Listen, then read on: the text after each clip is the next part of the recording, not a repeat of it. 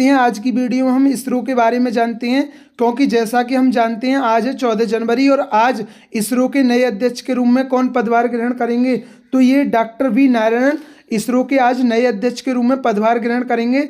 अगर आपसे अब पूछा जाएगा कि ये जो डॉक्टर वी नारायणन है ये इसरो के कैमे अध्यक्ष हैं, तो ये 11वें अध्यक्ष हैं और इन्हें अध्यक्ष के साथ अंतरिक्ष विभाग का सचिव भी नियुक्त किया गया है। तो आपको ये याद रखना है। और ये किसका स्थान लेंगे, जो डॉक्टर वी नारायणन है ये एस सोमनाथ का स्थान लेंगे, तो आपको ये याद रखना है। अब आपसे पूछा जाएगा जो इसरो के नए अध्यक्ष हैं डॉक्टर वी नारायण ये किस राज्य से हैं, तो ये किस राज्य से हैं, तो ये तमिलनाडु से हैं। तो आपको ये भी याद रखना है। ये क्वेश्चन इस प्रकार आएगा कि इसरो के नए अध्यक्ष किस राज्य से हैं, तो वो तमिलनाडु से हैं, तो आपको ये याद रखना है। अब इसरो की स्थापना की तरफ चलते हैं। देखिए अगर आपसे पूछा जाए इसरो के संस्थापक कौन है, तो इसरो के संस्थापक हैं डॉक्टर विक्रम ए साराभाई और यही इसरो के पहले अध्यक्ष थे। तो जो अभी वर्तमान में अध्यक्ष बने हैं वो 11वें और इसरो के पहले अध्यक्ष कौन थे, ये विक्रम साराभाई थे और इन्हीं को विक्रम साराभाई को ही भारतीय अंतरिक्ष कार्यक्रम का जनक माना जाता है। तो आपको ये याद रखना है।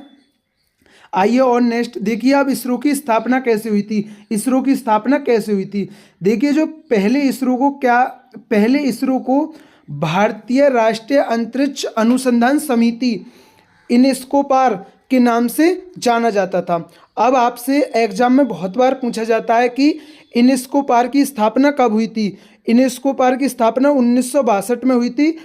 जो भारत के पहले प्रधानमंत्री थे पंडित जवाहरलाल नेहरू ने की थी और किसके मार्गदर्शन में हुई थी, मतलब किसके सुझाव पर हुई थी इनेस्कोपार की स्थापना, डॉक्टर विक्रम साराभाई के सुझाव पर इनेस्कोपार की स्थापना हुई थी। इसलिए तो डॉक्टर विक्रम साराभाई को इसरो का संस्थापक माना जाता है, ठीक है ना। अब आपसे इनेस्कोपार की फुल फॉर्म भी पूछी जाती है, Indian national committee for space research. तो आपको ये भी याद रखना है इनेस्कोपार की फुल फॉर्म क्या है, ये बहुत ही ज़्यादा इंपॉर्टेंट पॉइंट है और अनेक बार पूछा जाता है कि इनेस्कोपार की स्थापना कब हुई थी।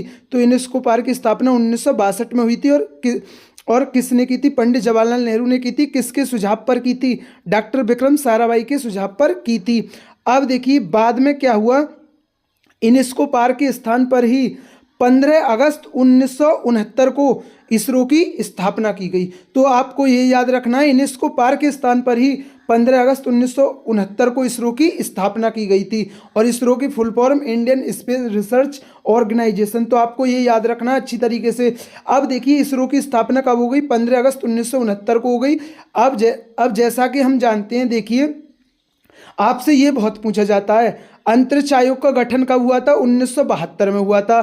अंतरिक्ष आयोग का गठन 1972 में हुआ था और अंतरिक्ष विभाग का गठन भी 1972 में हुआ था। लेकिन जून 1972 में क्या हुआ था, मतलब ये 1972 में ही बने थे अंतरिक्ष आयोग और अंतरिक्ष विभाग। लेकिन जो अंतरिक्ष विभाग की स्थापना अगर महीने की बात करूं तो वो जून 1972 में हुई थी अंतरिक्ष विभाग की स्थापना। ये बहुत ही ज़्यादा इंपॉर्टेंट है, अनेक बार पूछा जाता है कि अंतरिक्ष विभाग की स्थापना कब हुई थी, तो जून 1972 में हुई थी और अंतरिक्ष आयोग की स्थापना भी 1972 में हुई थी।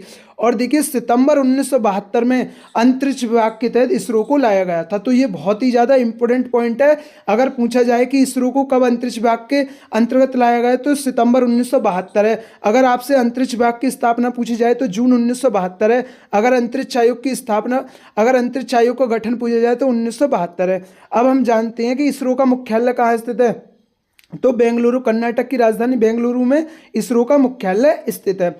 अब आपसे पूछा जाता है इसरो का आदर्श वाक्य क्या है, तो इसरो का आदर्श वाक्य क्या है, मानवता की सेवा में अंतरिक्ष प्रौद्योगिकी। तो आपको इसरो के बारे में ये जानकारी याद रखनी है, ये इसरो के बारे में बहुत ही ज़्यादा इंपॉर्टेंट जानकारी थी।